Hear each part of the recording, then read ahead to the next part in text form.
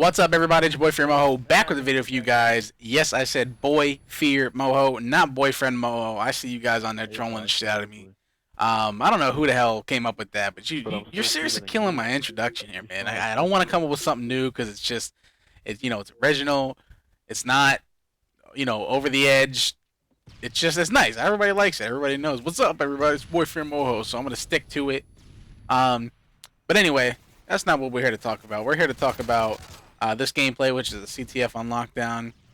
This is us playing against a pretty decent team. They're an amateur team. I know a lot of you guys were, saying like, hey, you guys don't play amateur teams and stuff, so I figured I'd post a video up for you guys. So yeah, I want to make this video, and I want to talk about quite a few things. I'm not sure if I'm going to have to make another video or extend it or not, but we'll see. We'll see if we can get through it. But I want to point out that I just recently got done doing the Call of the Community 2 tournament, and after that tournament, I have had a lot of new followers and a lot of new subscribers. I've actually shot through the roof with subscribers, like 800 plus strong within a day.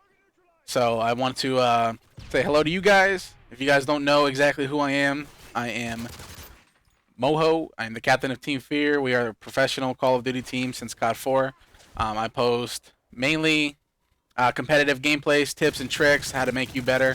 I'm also a real funny guy. I got a personality, so I post a lot of comedy type stuff on my channel as well. For those of you guys who don't know, I started getting my YouTube real big mainly because of the undercover series. And what the undercover series is I'm a pro player. I'm very widely known within North America and just basically everywhere in the world, and I'm pretty thankful for that. And we play GBs. I go under a different account, and the reason I go under a different account is because if I go under Fear Moho, people really bug me. They'll either talk shit or they'll just really just compliment me to the point where it's almost as if they're sucking dick. I guess the term is what people call it. But the undercover series is me going on a different account with my two teammates who all are also under different accounts, and we pretend that I'm not Fear Moho, and I ended up doing work in the matches and talking a little bit of shit here just for entertainment purposes only, and just raging at Luffy, raging at APOC, and just to see the initial reaction of players and how they treat somebody, if they don't know who you are. Rather, me going in there as Fear Moho, obviously they're going to treat me with a lot more respect. So you guys should check that out as well. We're going to be starting that series up again, actually, pretty soon. Like I said, I think we're going to start doing it next Monday is what we're going to shoot for. So be on the lookout for that. Everybody loved that series. Another thing I want to talk about is my new team. I'm loving it. You guys don't have a lot of footage from my new team, so this is a gameplay, like I said, CTF on lockdown, of the new team and how we play. The reason we haven't had any gameplays for you guys, for the original subscribers that have been here since day one, is because we haven't really been practicing much. We've all been busy doing our own thing this past week. It wasn't really a good week, but we got some games in last night. So this is I hope you guys enjoy this, and you can see how strong we are as a team, still even through the break. Another thing I want to talk about is, if you guys notice, I am more of like an OB slay. I play objective and I slay as well. But it depends on what my team needs. If my team needs me to run flag, I'll do it. If they need me to get kills, I'll do it. It really doesn't bother me. I do whatever I want. And so if you guys notice me from my previous videos, I was rocking sleight of hand. And I did like sleight of hand. I like it. I like being able to. I'm a fast type of player. I like running around fast. I like reloading fast. I don't like to be, held back whenever I'm playing, because that's my gameplay. I like to control the tempo of the game. And I made a big fuss about it because I've seen people saying extreme conditioning is greater than sleight of hand, and then I'm the type of dude where I'm a little hard-headed. I'll admit I'm hard-headed at times, and I was trying to defend my point. But I actually opened up my mind on this case because I've seen a lot of Slayers using it, and I was wondering if Slayers are using it, it's got to be good for something. I've seen people like Proofy, Scumpy, Assassin, and just Merc, and all these players using it, and I'm like, why aren't they using sleight of hand? given I did give you guys, I did show you guys how to do the sprint cancellation technique, which is where you sprint, press X, sprint, press X, sprint, press X. So it is still really good to have sleight of hand because you are a lot faster when it comes to reloading and whatnot, and just in that area, it just feels it's different when you use sleight of hand and then you go to extreme conditioning. You feel just completely slow when you reload, and a lot of people don't like that. But I do want to say that I have converted over to extreme conditioning. My reasons for that is because you get farther distances if you do the sprint cancellation. Um, you can actually run for a farther distance and then start doing the sprint cancellation. It just seemed like it was working a lot better. Not to mention the only difference between the two perks is extreme conditioning. It just doesn't allow you to reload as fast, and sleight of hand allows you to reload really fast. That's the only differences. So if you were like me and you took my advice and you are rocking sleight of hand right now and doing the sprint cancellation, and you'd like to keep it that way, that's fine. Go right ahead. Um, but if you're also like me and you want to change it up and just test it out for yourself and see what's better, you will use extreme conditioning and get used to it. One of the biggest things that I had to get used to was how slow the reload time was. It's like I was so used to being so fast when I was reloading that it would feel like as if my gameplay was slowing down, and I didn't like that. And I changed it immediately. But then I just said to myself, you know what, fuck it.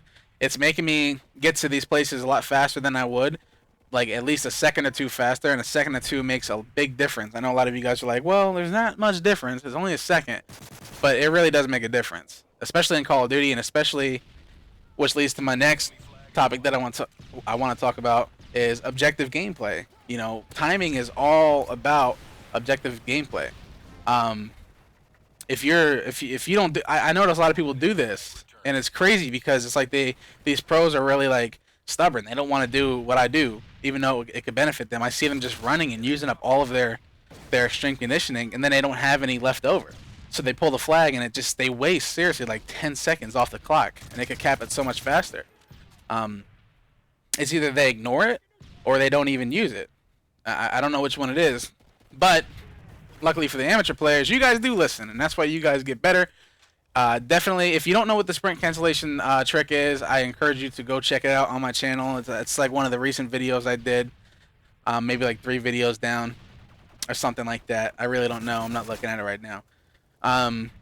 So yeah, go check that out. Another thing I want to talk about is this subjective gameplay, the mindset you need to have. You need to be very, very non-selfish, guys. Like, you can't be selfish at all.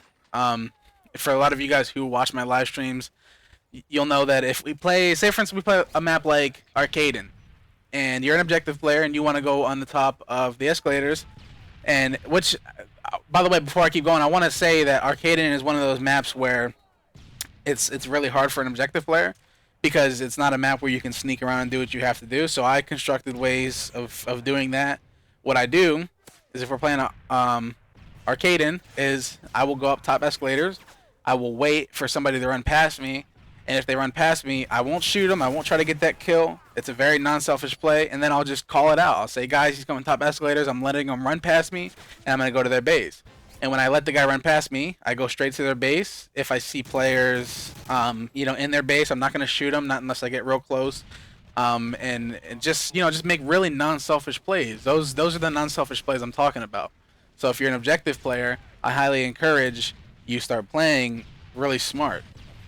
Play with your brain, not with your gun. And that's what I do, and it usually works out. It works out like seriously 9 out of 10 times that I try things.